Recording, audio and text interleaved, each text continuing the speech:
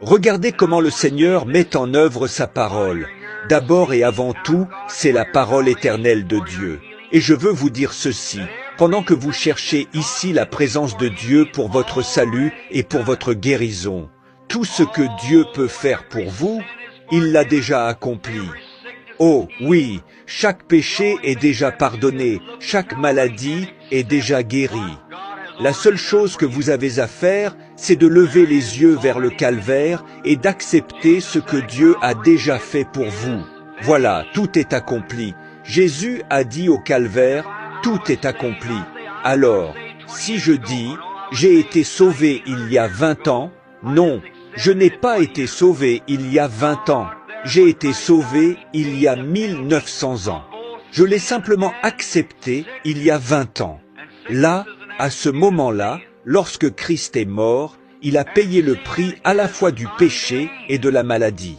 Et la maladie n'est qu'un attribut du péché, car le péché, c'est l'incrédulité. Laissez cela pénétrer un instant. Voici la vérité. Le péché, c'est l'incrédulité. Celui qui ne croit pas est déjà condamné. Ce n'est pas parce que vous volez, mentez, fumez, buvez ou commettez l'adultère que vous êtes pécheur. Ce sont là les attributs du péché.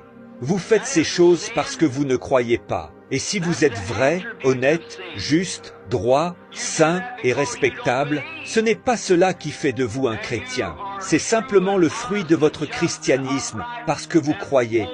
Ce sont les attributs de votre foi en Jésus-Christ et de votre nouvelle naissance en tant que fils ou fille de Dieu. Amen. Un bon arbre ne peut pas porter de mauvais fruits, et un mauvais arbre ne peut pas porter de bons fruits. Vous les reconnaîtrez à leurs fruits.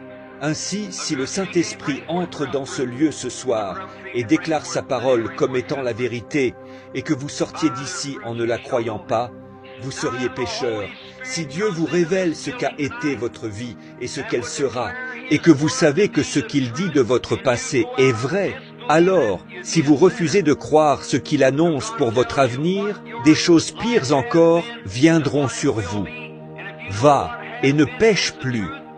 Or, ne pêche plus ne veut pas dire ne bois plus ou ne recommence plus à vivre dans le désordre. Cela veut dire va et ne sois plus incrédule. Amen. Voilà ce que cela signifie. Savez-vous où je trouve le plus grand problème dans l'Église pentecôtiste aujourd'hui? C'est que, positionnellement, elle ne sait pas qui elle est. Vous êtes des fils et des filles de Dieu.